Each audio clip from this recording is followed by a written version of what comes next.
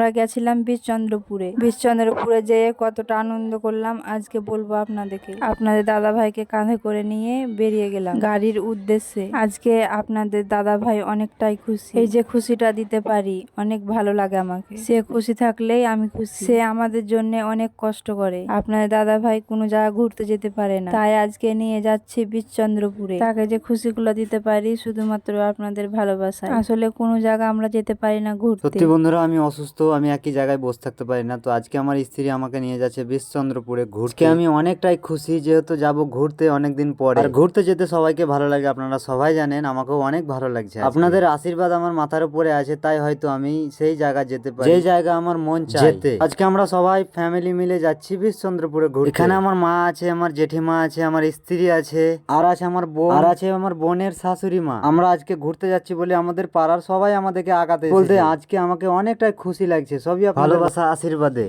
আজকে আমরা একাই যাব না, অনেক মানুষ যাবে, তাই আমরা এখানে দাঁড়িয়ে আছি। এই যে এখানে আমার ফ্যামিলি সবাই দাঁড়িয়ে আছে। আজকে রোদ অনেক, আমাদের বাড়ি থেকে বিশচন্দ্রপুর অনেক দূরে। আজকে ফ্যামিলি আছে বলে অনেক ভালো লাগছে। আজকে অনেকটা রোদ ছিল আর আমি গাড়ির উপরে বসে আছি, আর আপনাদের দিদি ভাই নিচুতে বসে আছে। তারপরে আমাদের গাড়ি অনেকক্ষণ পরে ছাড়লো, আর আমি আগে সিটে বসেছিলাম ব্লগ বানাবার জন্য। তো আজকে অনেক রোদ ছিল, আর আগে সিটে না বসলে পরে আমার শরীরটা অনেক অসুস্থ হয়ে যেত। তার ভিউ গুলো কতটা সুন্দর লাগছে আপনারাই বলেন। আর আজকে আমি উঠেছি ভোর 4টার সময়, যেহেতু আজকে যেতে হবে বিশচন্দ্রপুরে। তাই ভোরে ওঠার পরে চান টান করে নিয়ে রেডি হয়ে আমি বেরিয়ে গেলাম আপনাদের উদ্দেশ্যে বিশচন্দ্রপুরে। অনেকক্ষণ ট্রাভেল করার পরে আমরা শেষমেশ পৌঁছে গেলাম বিশচন্দ্রপুরে। 2 ঘন্টা আমরা গাড়িতে করে এসে এই মাত্র নামলাম। বিশচন্দ্রপুরের ঠাকুর কতজনা দেখেছেন অবশ্যই কমেন্টে জানাবেন। আমি এই নিয়ে 2বার গেলাম। এর আগে আমি গেছিলাম মায়াপুরে একবার ঠাকুর দেখতে। আজকে আপনার দাদা ভাইকে কত তাই আমি বারবার দেখছি। নিজের স্বামী যেমনই হোক স্ত্রীর কাছে ভালো। আজকে এই বিশচন্দ্রপুরে এসে অনেকটাই ভালো লাগছে। যে কোনো মন্দিরে যাবেন আপনি অনেকটাই শান্তি পাবেন। আমাকে তো অনেক ভালো লাগে মন্দিরে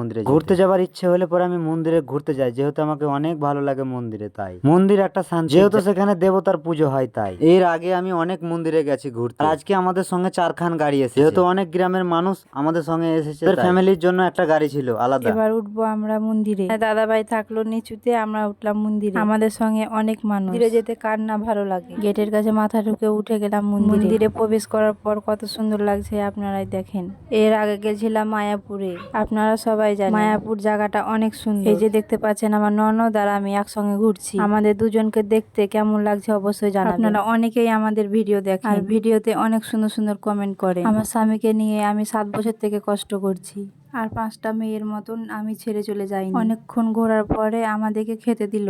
এখানে আছে নিরামিষ ঘুগনি আর চপ দিয়ে মুড়ি। নিরামিষ খাবারটা অনেক সুন্দর। তো আমাদের খাওয়া দাওয়ার পরে আমরা গাড়িতে বসে গেলাম, যেহেতু আজকে অনেক রোদ ছিল। আমি দেখছি এখানে আমাদেরকে অনেক মানুষ চেনে, অনেক মানুষ এই ভিডিও দেখে আমাদের। এই যে আপনারা আমাদের ভিডিও দেখেন, ভালো ভালো কমেন্ট করেন, আমাদেরকে অনেক ভালো লাগে। আমাদের এইভাবে পাশে থাকবেন, আমাদের ভিডিওগুলো দেখবেন, লাইক কমেন্ট শেয়ার করবেন, এটাই চাই। আর আমাকে অনেক মানুষ খারাপ বলে, কিন্তু খারাপ বললে পরে আমার কিছু যায় আসে না। তো দুটো খেতে কেউ দিতে পারবে না, বড় বড় কথা সবাই বলতে পারবে। বড় বড় কথা শুনে আমার কোনো লাভ নেই, যেহেতু আমার কাজ আমাকে করতে হবে, তাই আমি আমার কাজ। আপনাদের দিদি ভাই আমাকে নিতে চলে এলো, যেহেতু আমি মন্দিরে এবার যাবো। তাই এই যে আমাকে কোলে করে কাঁধে করে নিয়ে বেড়ায়, অনেক মানুষ আমাদেরকে তার জন্য ভালোবাসে। এই কলিযুগে আমার স্ত্রীর মতো কষ্ট কেউ করতে পারবে না, আমি এটা গ্যারান্টি বলছি। আজকে আমাকে 7 বছর থেকে নিয়ে বেড়ায় এইভাবে। আমার যেখানে যেতে মন চায় সেখানে আমাকে নিয়ে যায়, অনেক কষ্ট করে। সে আমাকে একটাই কথা বলে, আমার কষ্ট হলেও তোমার এই খুশিটা দেখতে আমাকে খুব ভালো লাগে, তাই আমি তোমাকে নিয়ে যাই সব জায়গায়। ইসকন মন্দিরটা দেখেন কতটা সুন্দর, আমাকে তো অনেক সুন্দর লাগছে। আশা করি আপনাদেরকেও অনেক সুন্দর লাগবে। এই যে আমরা স্বামী স্ত্রীতে মন্দিরে মন্দিরে ঘুরছি, সত্যি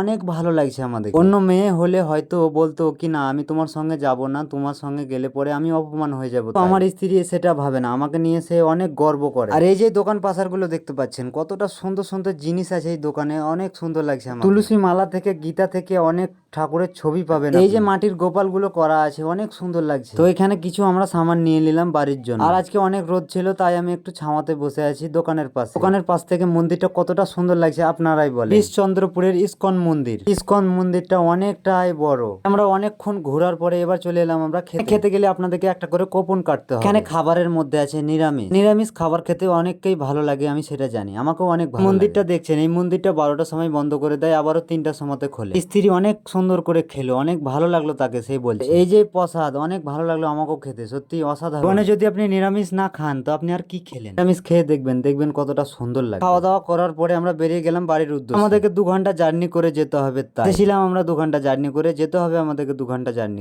দেখেন কতটা সুন্দর পদ্মের গাছ লাগিয়ে হয়েছে, অনেকটাই সুন্দর লাগছে। সবাই ভালো থাকবেন, সুস্থ থাকবেন, আর আমাদের এই ব্লগটা কেমন লাগলো অবশ্যই একটু জানাবেন। ভালো লাগবে, সবাই সুস্থ থাকবেন, ভালো থাকবেন।